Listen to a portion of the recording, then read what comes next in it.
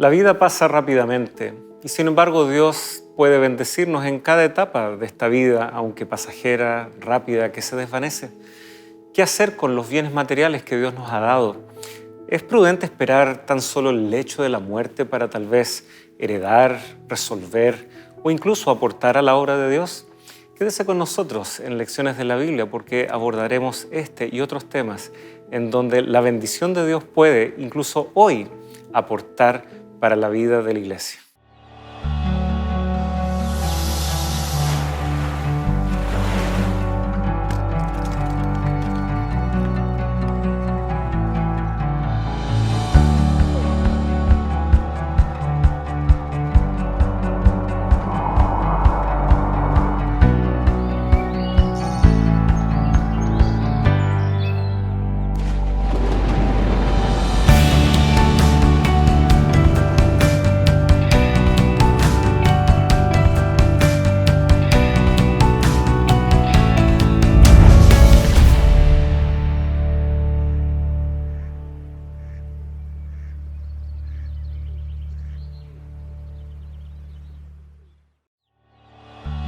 Esta semana, la devolución.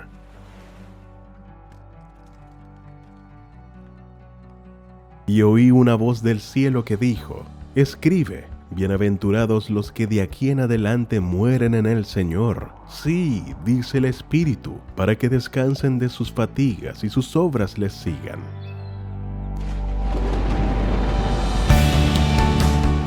¿Qué tal, amigos? Un gusto estar con ustedes nuevamente en este capítulo de Lecciones de la Biblia. Me acompaña, como siempre, fielmente en esta temporada el pastor Luis Saavedra. Pastor, un gusto nuevamente. Confío que todo va bien, su familia.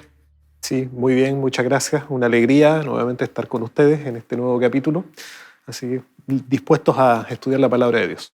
Así es, amén. Y estamos, ¿no es cierto?, llegando también a la consideración de estas etapas en donde uno ya tal vez comienza a peinar canas.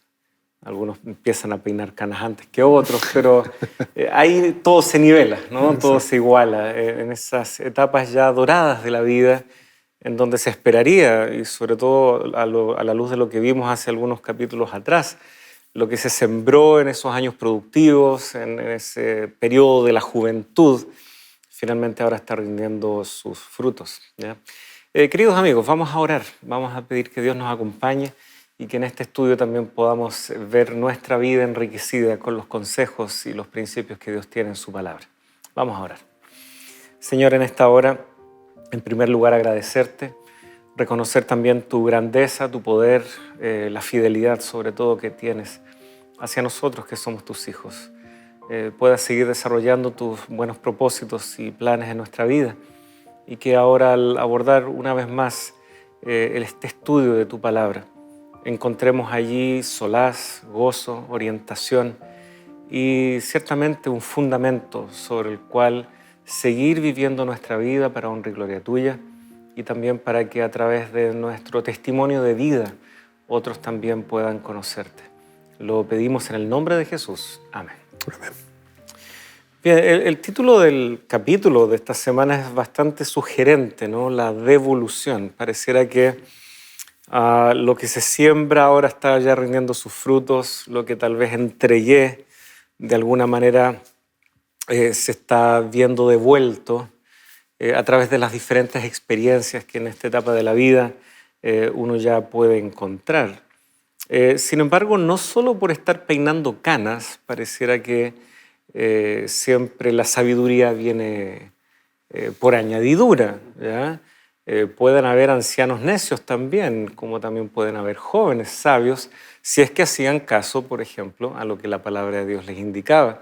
Vimos eso hace 2 capítulos atrás, acuérdate de tu Creador en los días de tu juventud. Así que pueden haber jóvenes sabios conforme a los propósitos de Dios. Creo que tenemos aquí, ¿no es cierto?, un pasaje de los evangelios en donde justamente es alguien que me da a entender el contexto, ya tiene un recorrido en la vida, ya ha logrado cosas significativas.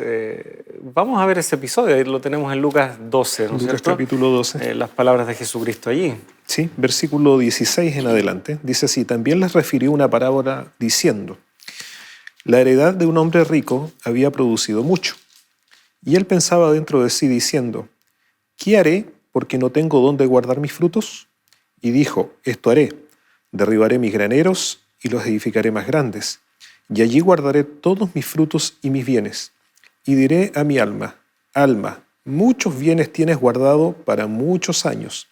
Descansa, come, bebe y regocíjate. Pero Dios le dijo, necio, esta noche vienen a pedir tu alma. Y lo que has guardado, ¿de quién será? Así es el que hace para sí tesoros y no es rico para con Dios. Es una parábola bastante interesante porque está contextualizada dentro de, tal vez, de uno de los grandes problemas que está en el corazón del ser humano. Y Jesús lo define, la avaricia. Es decir, de paso, no es malo querer prosperar en la vida, no es malo querer atesorar o crecer. Pero la pregunta es, ¿para qué? Es decir, ¿de qué me sirve tener tanto? ¿De qué me sirve guardar tanto? ¿De qué me sirve tal vez tener una gran cuenta bancaria, por decirlo de alguna manera, con mucho dinero ahorrado, con mucho dinero guardado, si finalmente no va a cumplir los propósitos por los cuales eso está allí, ¿no? Por decirlo de alguna manera? Y hay muchas personas que a veces sitúan la vida, incluso en esta etapa, porque aquí nos estamos centrando en una etapa ya distinta a lo que vimos en capítulos anteriores. Aquí estamos hablando ya en este contexto, ¿no? De una persona que ya, por decirlo de alguna manera, ha trabajado, ha alcanzado ciertas metas, ciertos logros.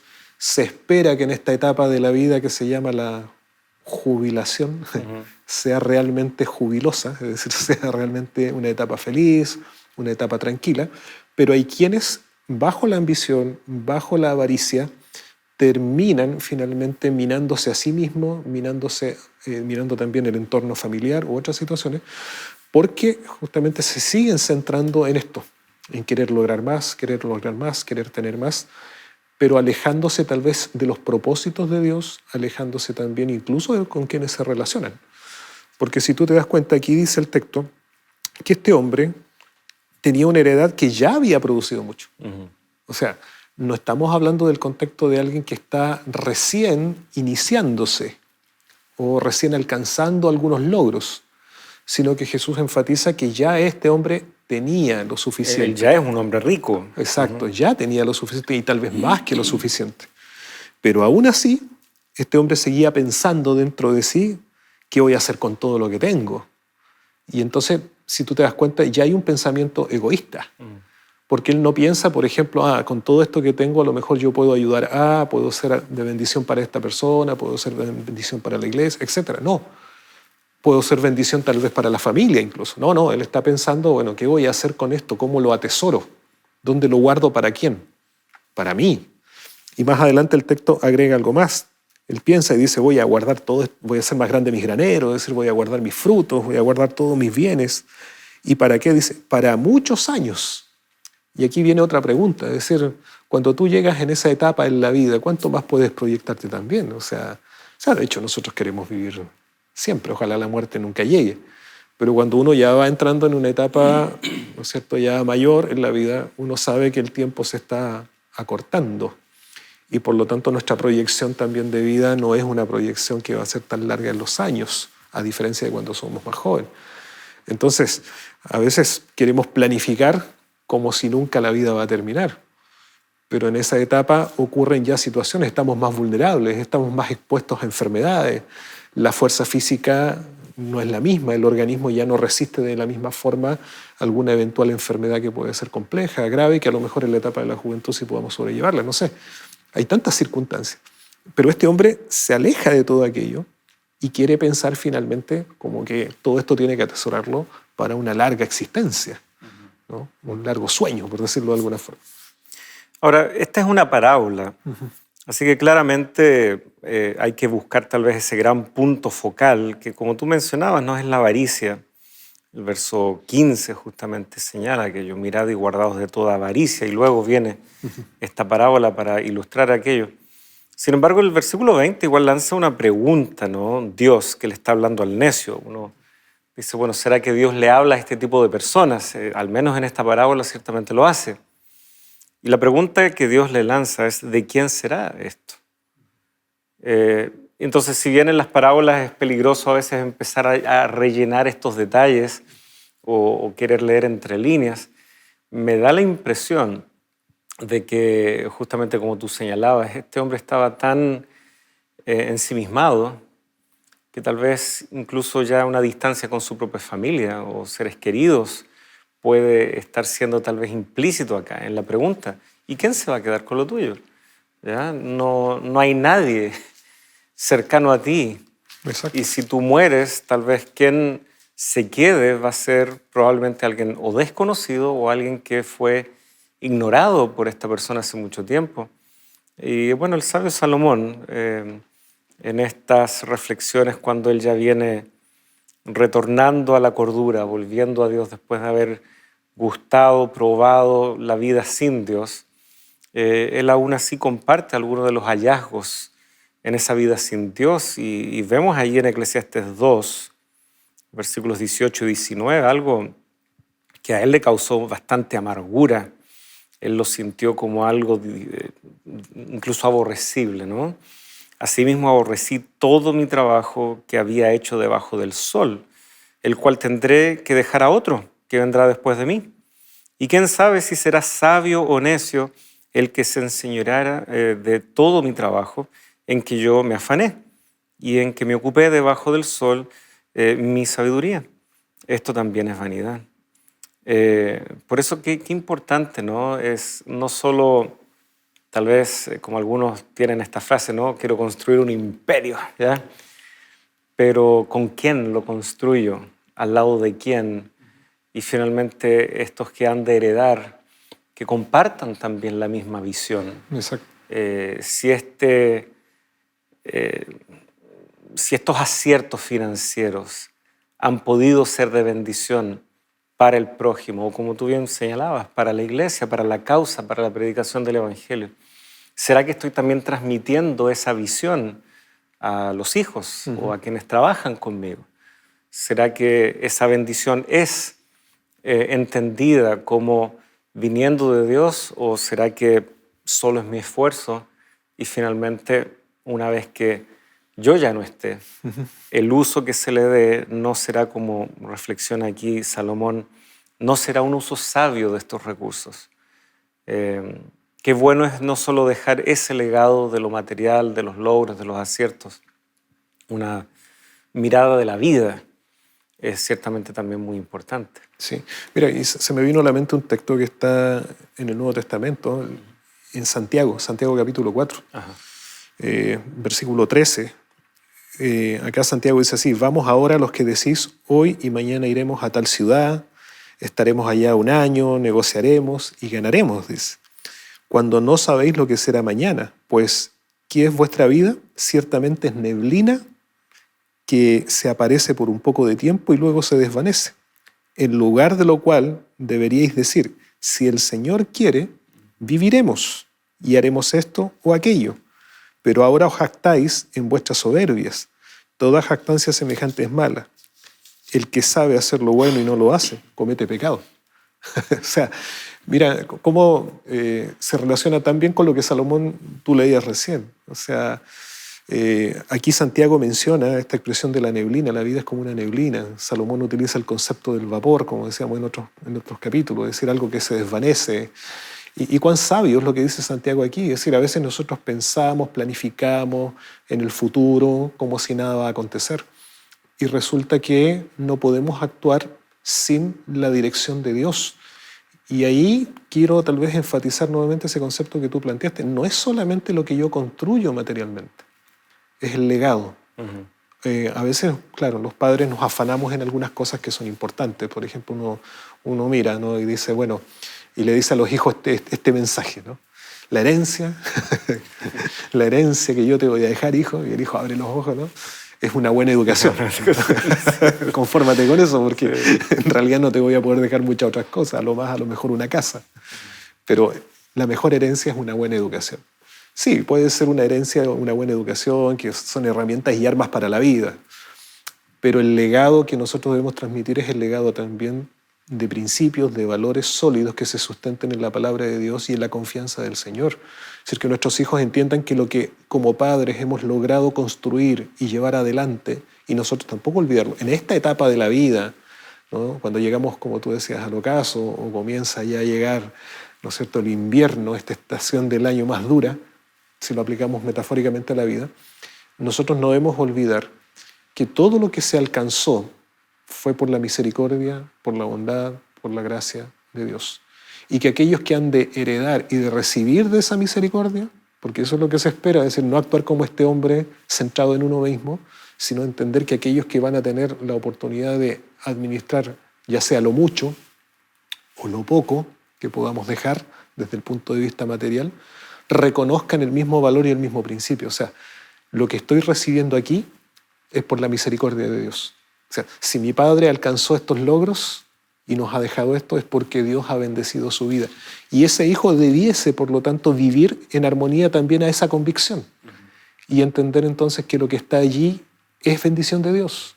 Y por lo tanto necesita de la sabiduría de Dios para seguir administrando aquello, ¿no? Si es esa la voluntad de Dios al entregarnos esos dones en esa etapa, cuando nuestros padres, ¿no es cierto?, ya van tal vez terminando su propia existencia en este mundo. Y se da algo paradójico, porque bueno, leemos otros pasajes, aquí en la guía de estudios se nos han ofrecido diferentes pasajes que justamente enfatizan lo pasajero que es la vida. Uno de ellos es el Salmo 49, versículo 17, por ejemplo, porque cuando muera no llevará nada ni descenderá tras él su gloria. Y otros pasajes que comparan justamente la vida como deshaciéndose, así como la polilla también. Exacto. Se deshace y desarticula, ¿no es cierto?, la tela, etc. O se compara con la neblina, una serie de elementos, ¿no?, como tú también has destacado. Y esto es lo paradójico, porque esto que no nos vamos a llevar, que puede ser el dinero o una casa, etc., va a quedar ahí todavía después de nuestra muerte. Y eso es lo paradójico. Esto que es material, esto que finalmente va a quedar aquí en este mundo, aún así nos sobrevive, por decirlo de alguna manera. Yo puedo morir el día de mañana, pero las cosas que logré comprar o las cosas que van a quedar con mi familia, de hecho van a estar ahí. Y es ahí donde algunas personas se confunden, pensando de que ahí es donde hay que invertir, que es ahí donde deben esforzarse, porque la eternidad, el reino de los cielos, no está en su radar, no está en su horizonte, porque como ven que la casa va a estar cuando yo ya no esté, que las riquezas que acumulé podrán ser heredadas a la familia cuando yo ya no esté, a veces piensan que ahí está la trascendencia del ser humano, que ahí está la forma de perpetuar un nombre y un legado. Entonces se da una paradoja bastante interesante. No se dice esto respecto a las riquezas, si bien el mismo Santiago dice que ahí se pueden enmohecer y todo, pero en estos otros pasajes la pregunta es, ¿y a quién le va a quedar? Exacto. Porque quedan, pero no te las vas a poder llevar. Exacto. Una paradoja interesante, me parece. Sí, porque finalmente, como tú mencionabas, es decir, todo lo que nosotros construimos aquí es temporal. Y a veces le damos tanto valor o tanta importancia creyendo que eso nos otorga tal confianza y seguridad al presente y hacia el futuro, pero a la vez es tan frágil. Porque si tú te das cuenta, por ejemplo, claro, yo puedo construir hoy día una empresa, un negocio, puede ser muy próspero, pero ¿y qué pasa si viene una crisis económica? ¿No? Y que afecta finalmente la economía y me hunde mi negocio donde yo tenía puesta mi esperanza y mi confianza en el hoy y en el futuro. O un bien material, como tú mencionabas, una casa. La construyeron, todo, un sismo, un cataclismo, no sé, un incendio, se acabó la casa. Entonces, claro, el énfasis está dado ¿dónde? En que lo más trascendente no es lo que yo construyo, digamos, en lo temporal únicamente de este mundo, sino lo trascendente es lo que yo puedo construir en una relación con Dios. Y es ahí donde uno encuentra el valor de esto. Por ejemplo, Pablo lo menciona en 1 de Timoteo capítulo 6, versículo 6 en adelante. Dice, pero gran ganancia es la piedad acompañada de contentamiento, porque nada hemos traído a este mundo y sin duda nada podremos sacar. O sea, ¿dónde está el énfasis entonces? No es lo material, finalmente. Es necesario, tiene su lugar, pero no es lo indispensable y no es lo fundamental. Así es. Y Pablo apunta a la piedad Y la piedad es la experiencia de la vida cristiana, es tu relación con Dios, que finalmente es lo que te va a llevar a esa trascendencia, es decir, a la eternidad. Así es. Muy bien, queridos amigos, vamos a una pequeña pausa y ya estamos con ustedes aquí en Lecciones de la Biblia.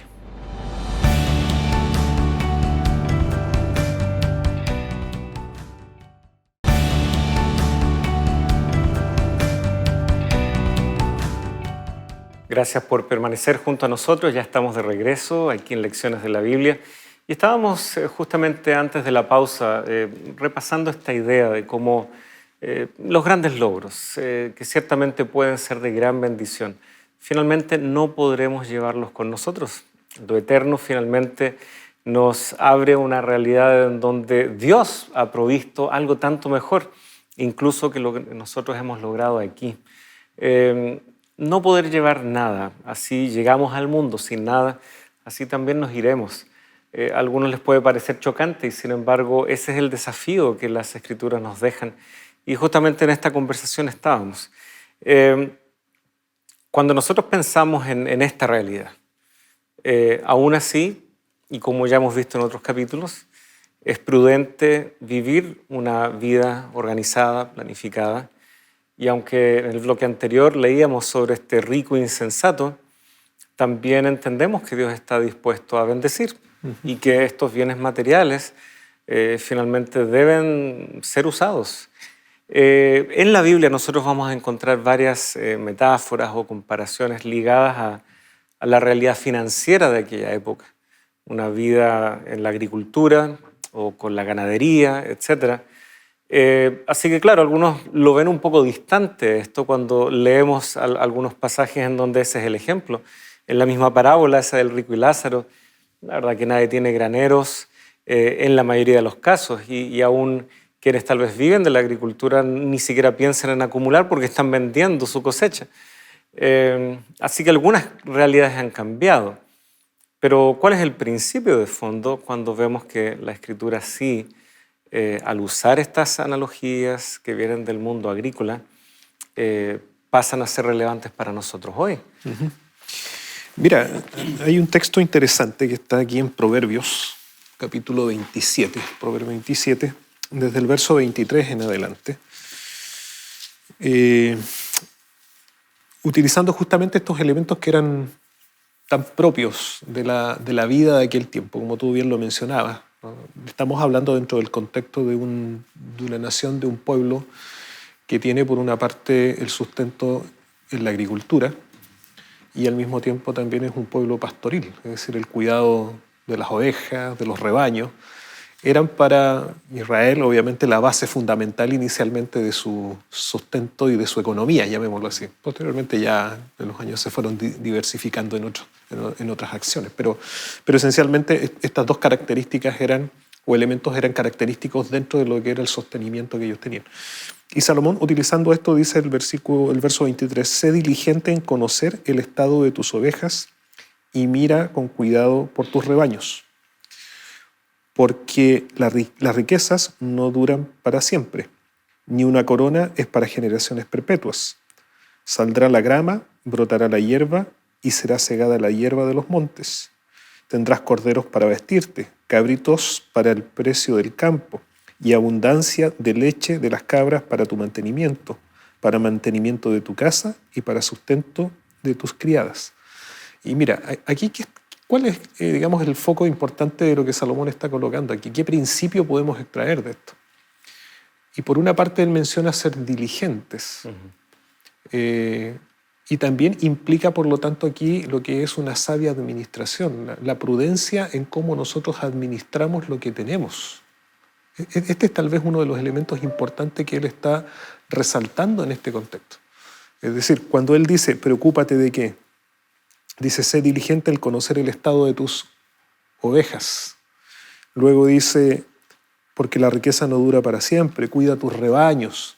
O sea, ¿qué está diciendo? Lo que está diciendo, en otras palabras, sé sabio en administrar. O sea, sé sabio en administrar ahora, porque todo lo que tienes ahora no necesariamente lo vas a tener después. Y entonces encontramos aquí este principio guiador, donde nosotros podemos sustentar un presente que sea bueno, pero también un futuro que sea aún mejor, por decirlo de alguna forma. Porque a veces las personas no administran con sabiduría en etapas de la vida, despilfarran sus recursos, no se genera, digamos, en ellos esta preocupación, piensan que finalmente esto nunca se va a acabar, pero a veces se termina. Y cuando se termina, ¿qué te queda? ¿Qué es lo que tienes? Es decir, hay que ser previsor. Más todavía si estamos pensando, obviamente, en lo que vendrá en el futuro, donde la vida, como decíamos en otros momentos, ya no es la misma, donde las fuerzas ya no son las mismas, donde incluso a veces los gastos que ahora tenemos son distintos.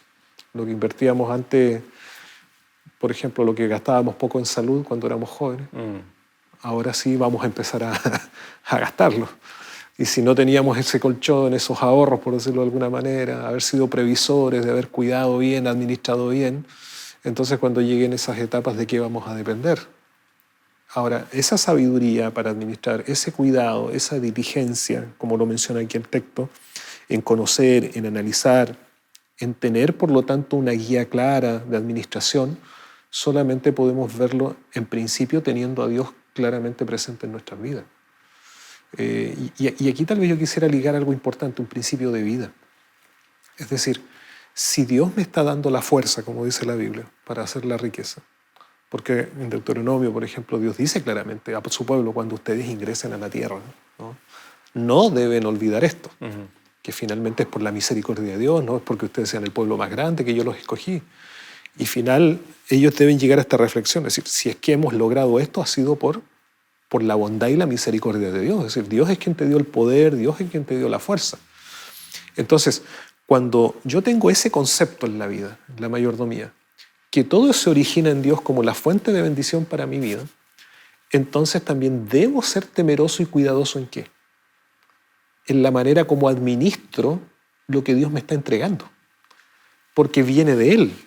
Es decir, no es que yo lo logré por mí mismo, no es por mi propio esfuerzo, no es por mi, como a veces la gente dice, no, esta casa es mía porque yo la construí o yo la compré, este auto es mío porque yo, ¿no es cierto?, junté y gané el dinero para comprarlo, esta empresa, no, es decir, Dios te ha dado la fuerza. Entonces, si todo lo que tengo proviene de Dios, debo ser cuidadoso en administrarlo porque no me pertenece a mí finalmente, sino que le pertenece ¿a quién?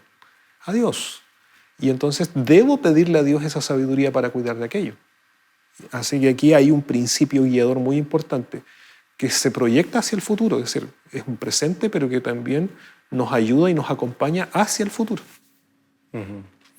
Interesante cómo aquí combina estos dos aspectos, ¿no?, de las finanzas de la antigüedad, ¿no? La hierba, lo que brota de la tierra, los ganados, los diferentes animales que ellos podían justamente criar.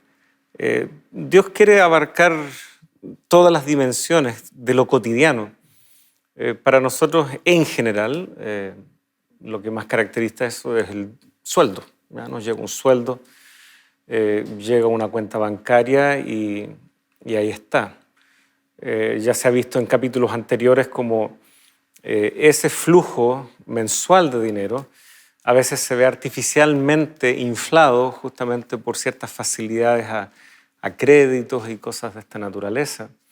Ya no se usa tanto la chequera, pero yo me acuerdo que las chequeras venían con un talonario en donde manualmente uno escribía, ¿no?, el saldo que uno tenía antes, el saldo después de girar el cheque número tanto, etc.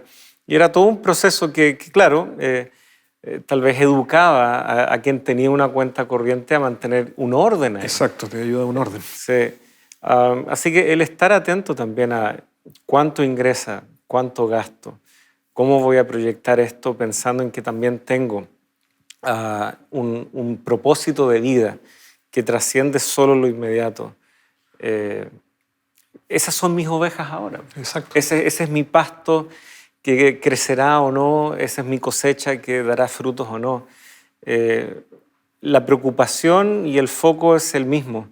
Las figuras cambian un poco, pero Dios nos da ese discernimiento. Exacto, mira, y se me estaba viniendo a la mente, ¿cuántas personas a veces que uno conoce, entre comillas, famosos?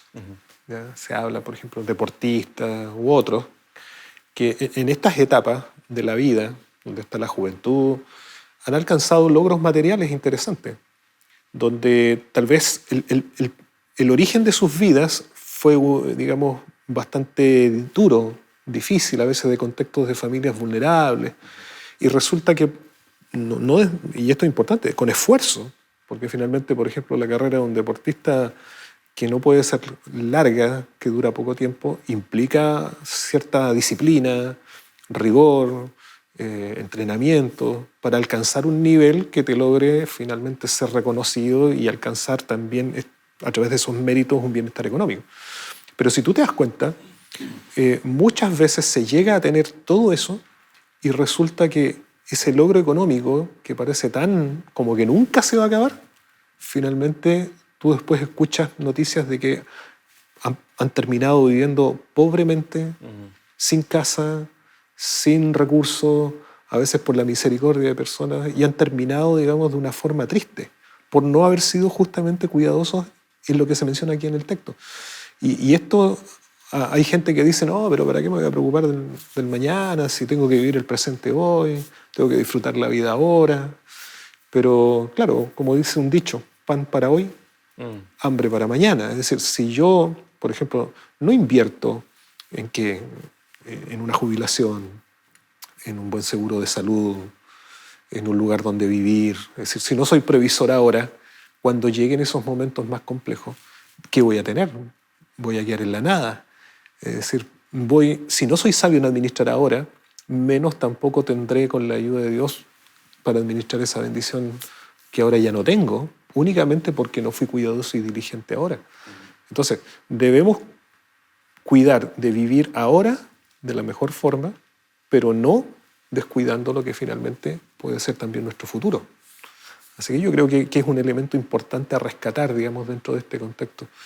El dinero es atractivo. El dinero aparentemente te puede abrir muchas puertas, pero también cuando no lo tienes, te las cierras, ¿no? El caso del hijo pródigo se me viene a la mente. Sí. Mientras tuvo dinero, era famoso, tenía Los amigos le llovían. Exacto, pero se acabó el dinero y terminó ¿dónde? Alimentando a los cerdos. O sea, esas son las dos realidades finalmente a las cuales podemos llegar. Sí, se me viene a la mente tal vez un pasaje, 1 Corintios 15. Este capítulo termina señalando que, versículo 58, que estemos firmes y constantes creciendo en la obra del Señor siempre. Normalmente asociamos esa obra del Señor como la predicación del Evangelio, la fuerza misionera que la Iglesia tiene en donde nosotros nos podemos involucrar y participar. Y termina señalando, sabiendo que vuestro trabajo en el Señor no es en vano. Sin embargo, me parece que Pablo tiene más en mente que solamente nuestra labor participando en la iglesia, en la predicación del Evangelio, como esto de la obra del Señor o nuestro trabajo en el Señor. Porque en realidad se están contrastando dos formas de vida. Sí. ¿Ya? Aquellos que dicen, como señala el versículo 32, comamos y bebamos porque mañana moriremos. Algo que ya está presente en Isaías, capítulo 52. Habían filosofías en el tiempo de Pablo en donde no hay un juicio, donde no hay un Dios soberano que va a intervenir. Por lo tanto, todo es aquí y ahora, como muchas personas piensan hoy. Y eso afecta, como ya estamos viendo en estos textos y en capítulos anteriores, cómo nosotros finalmente administramos nuestra vida. Porque si todo es para el presente, entonces sí, tiene mucho sentido lo que este texto refleja. Ahora hay que comer, ahora hay que beber, porque una vez muerto, nada me voy a llevar. Y en ese sentido estamos de acuerdo, incluso con quienes pueden pensar aquello. Sin embargo, construimos aquí algo de trascendencia eterna. Y ese es el trasfondo de este capítulo. La resurrección, la pronta venida de Jesucristo, que dará sentido a cómo nosotros hoy estamos viviendo. Hay una total congruencia en cómo yo vivo hoy y cómo viviré después, cuando Dios una vez ya resuelva el problema de la muerte y habitemos con el Señor para siempre. Por lo tanto, creo que esta obra y nuestro trabajo en el Señor no es solo un aspecto de mi vida eclesiástica, un aspecto de cómo yo predico el Evangelio, tiene que ver con dos formas de vida frente a la eternidad. Algunos niegan esa eternidad y es solo el presente. pero si nos abrimos a la eternidad nos damos cuenta de que el presente incluso cobra más sentido, porque hay un propósito más grande que nosotros. Y ese puede ser, digamos, la piedra fundamental, ¿no es cierto?, de mejores decisiones respecto a esto de la economía, de cómo yo oriento mis finanzas familiares y qué es lo que yo dejo finalmente como un legado. Exacto. Mira, frente a estas dos realidades que tú mencionas acá y que el texto nos presenta, denota, por una parte, cómo el ser humano cae en lo que sería, digamos, este concepto del narcisismo, ¿no? Por decirlo de alguna forma. El centrarme en mí, el reconocimiento para mí, mis logros para mí. Es decir, esta visión de vida, ¿no?, esta cosmovisión, esta forma de ver la vida, tan centrada en lo temporal, en lo tangible, en el aquí, en el ahora, el comamos y bebamos, que es la filosofía romana, pero también estaba presente en la mentalidad babilónica, es decir, las civilizaciones antiguas. Estos conceptos se transmitían de otra forma y que hoy día lo vemos tan patente, ¿no?, tan latente en la cultura actual también. Es decir, cobijar, pensar en el aquí, en el ahora, es el reflejo de un sentir egoísta, donde finalmente el corazón del hombre no está guiado por el pensamiento de Dios. Mas Dios nos muestra otro camino, donde la mayordomía en este sentido, es decir, la sabia administración integral de nuestra vida, incluyendo lo económico y todo lo que Dios nos otorga como bendición, es una preparación también hacia un legado mayor que será la eternidad. Es decir, si no aprendemos a vivir en fidelidad, en confianza, en lealtad con Dios en el ahora, la gran pregunta es, ¿cómo podremos entonces recibir esa herencia mayor que es la eternidad, que es la vida eterna, y esa tierra nueva donde hemos de estar por la gracia de Dios?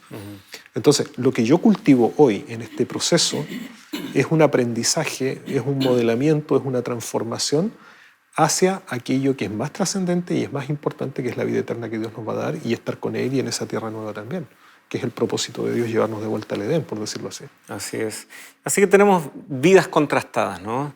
Y la pregunta entonces sería, ¿cómo y qué hacer? Ya que hay que estar atento a nuestras ovejas, como leíamos en Proverbios. Vamos a, después de la pausa, tal vez hincar un poco más nuestra atención sobre esto en términos prácticos y más concretos. Ya estamos con ustedes aquí en Lecciones de la Biblia.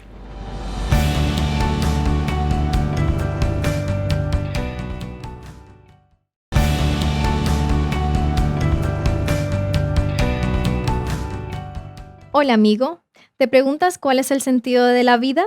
Necesitamos tener un propósito, una razón por la cual valga la pena vivir. Y si no es así, ¿para qué luchar por la vida? En esta guía de estudio hallarás la razón de nuestro existir. Te invito a solicitar evidencias que te ayudará a entender lo que Dios quiere para tu vida. Escríbenos a los números que están apareciendo en tu pantalla o a nuestro correo electrónico esperanza@nuevotiempo.org. Estaremos esperando por ti.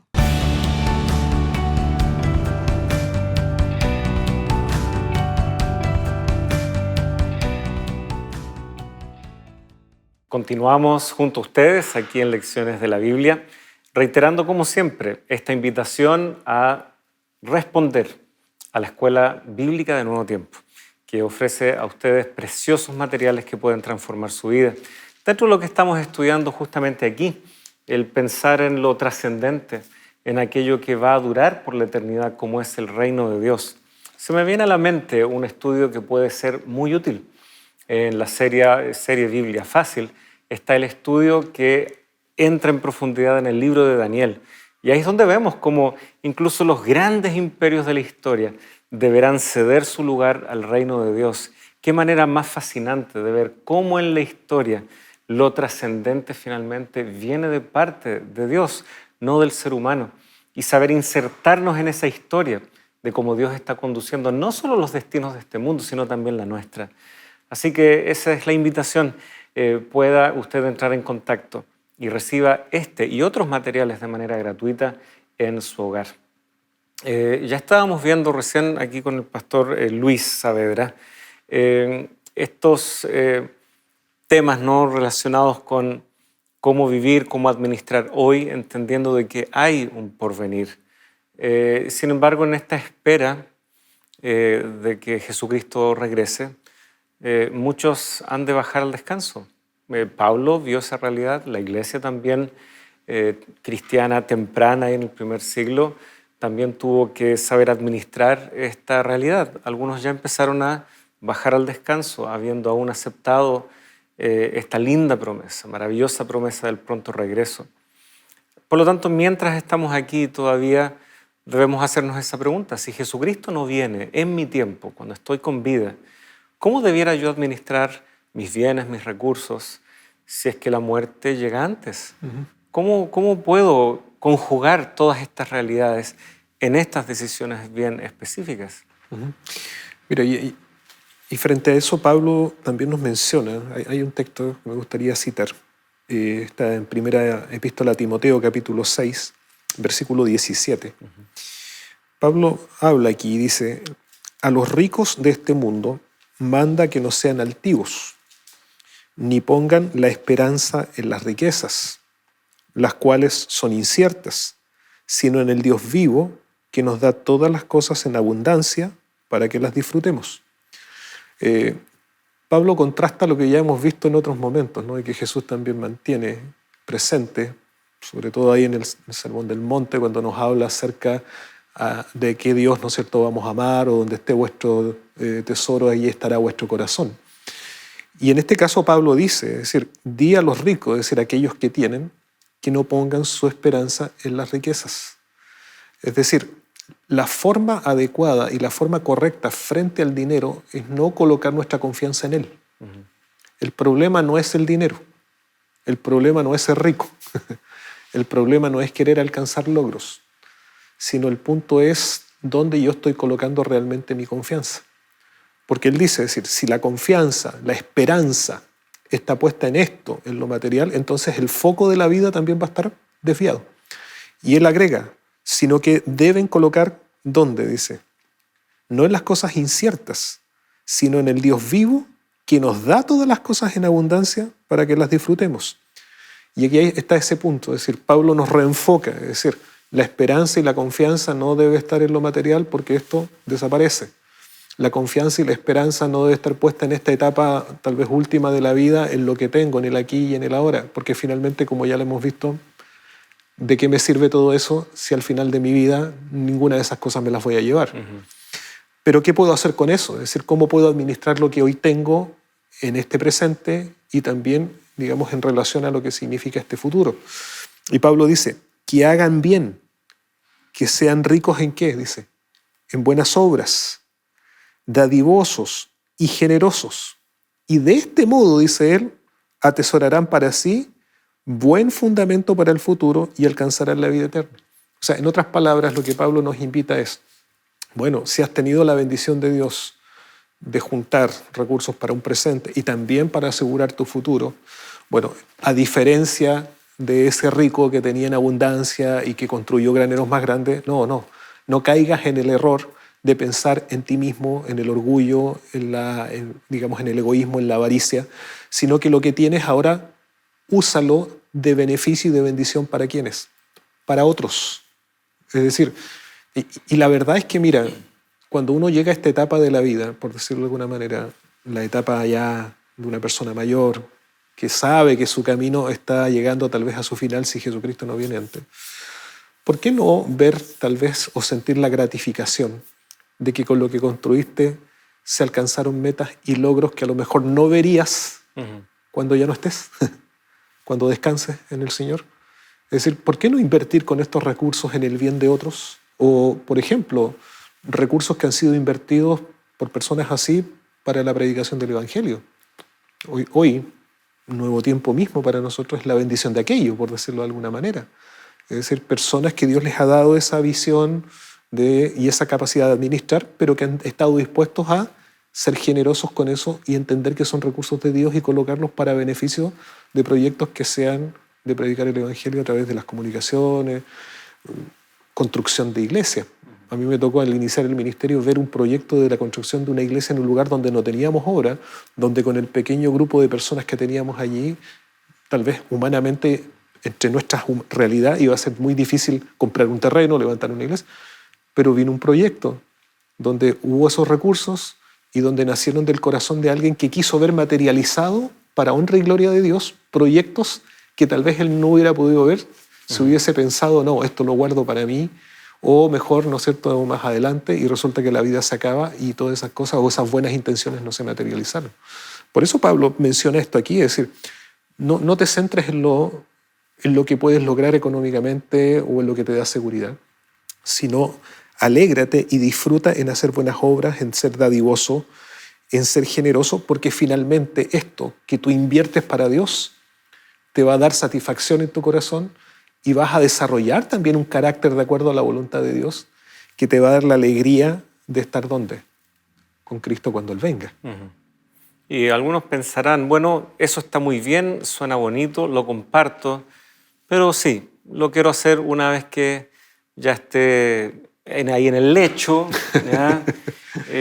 Porque mientras tanto estas cosas son mías, ¿ya? Y es correcto, ok, legalmente, formalmente esas cosas son de la persona, pero esa mirada espiritual, como tú mencionabas al inicio de tus palabras recién, esa mirada espiritual nos lleva a reconocer que en realidad todo es de Dios y no hay por qué esperar ese momento, que es dramático, que es complejo, en donde se suma también a veces emociones muy fuertes de parte de la propia familia. Exacto. Que pueden entorpecer que la persona quiera en ese momento ser dadivoso, generoso, con una causa que finalmente acompañó toda su vida, como puede ser el Evangelio. ¿Cuántas veces alguien podría objetar y decir, no, mi papá o mi abuelo o mi abuela ya no está en condiciones de tomar una decisión como esa? Y finalmente le es privada esa posibilidad. Esa voluntad. Porque esperó demasiado. Y qué bueno también lo que tú tocabas, ¿no? Ahí como un alcance que me parece muy relevante. Dios también puede permitirnos ver el fruto de esas bendiciones. No es contrario al propósito de Él.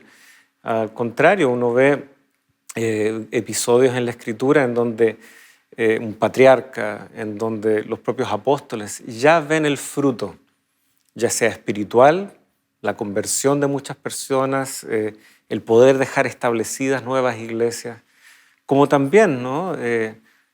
Como los medios y las riquezas dadas a estos patriarcas en el pasado se materializan en su tiempo. No es algo que siempre tenga que venir posterior a.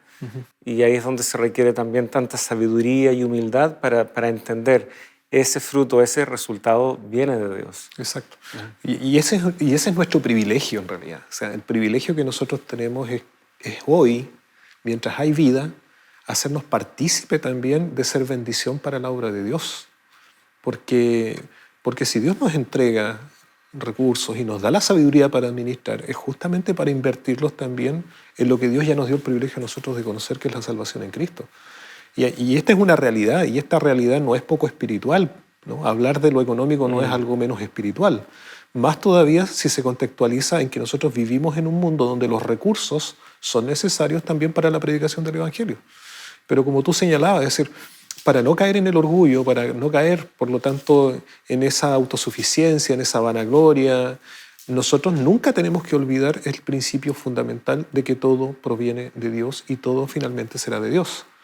Por eso el Salmo 24:1 dice, de Jehová es la tierra y su plenitud, el mundo y los que en él habitan, él la fundó. O sea, nada de lo que está aquí es nuestro en realidad. Es decir, nosotros solamente somos ni merecedores, es decir, nosotros somos beneficiarios de la gracia de Dios y de las bendiciones de Dios que Dios nos da para vivir, para nuestra familia, para nuestro futuro, pero también para hacer bendición para otros y para su obra, para su iglesia, para la predicación del Evangelio. Por lo tanto, esto es algo que no hay que olvidar en ningún momento. Así como Salomón lo decía, acuérdate de tu Creador en los días de tu juventud, podríamos, parafraseando, decir, acuérdate de tu Creador en los días de tu senectud, ¿no? Sí. O incluso antes, o si antes, que Dios ¿no? ha dado No esa instancia. Exacto. Hay un texto aquí, está en 2 Corintios 5, versículo 17 y 18.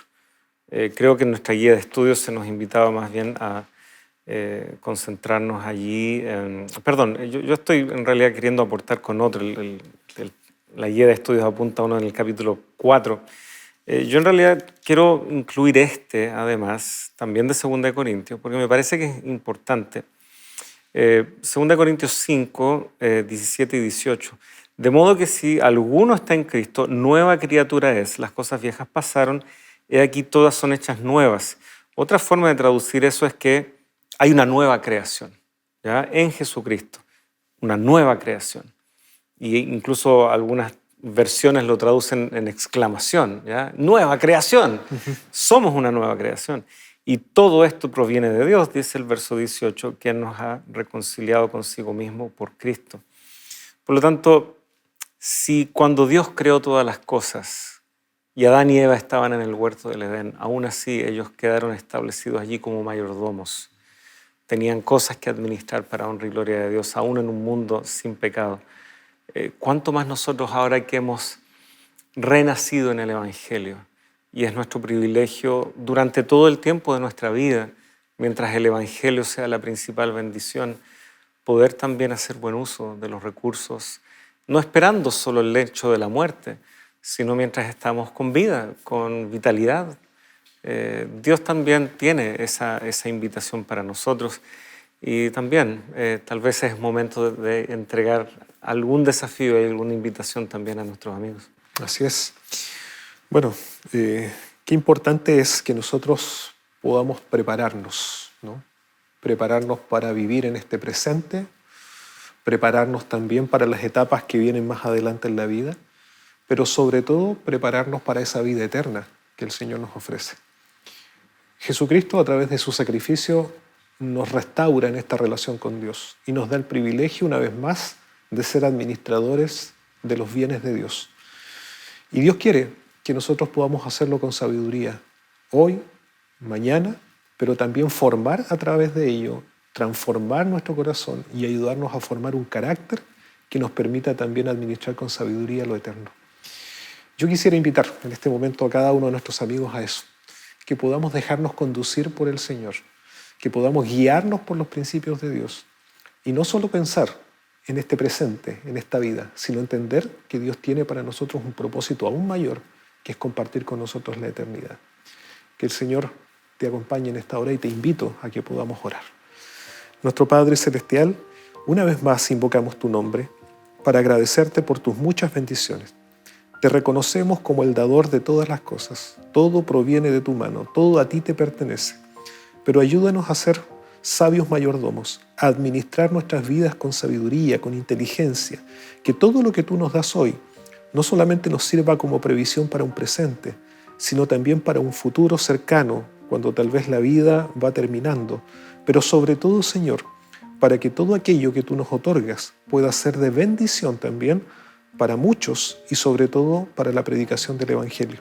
Que podamos vivir vidas ordenadas, planificadas, que tal vez al llegar a la etapa última de nuestra existencia antes de que tú vengas, también podamos ordenar de tal forma las cosas que todo, Señor, pueda ser de bendición para nuestra familia, pero también para tu obra.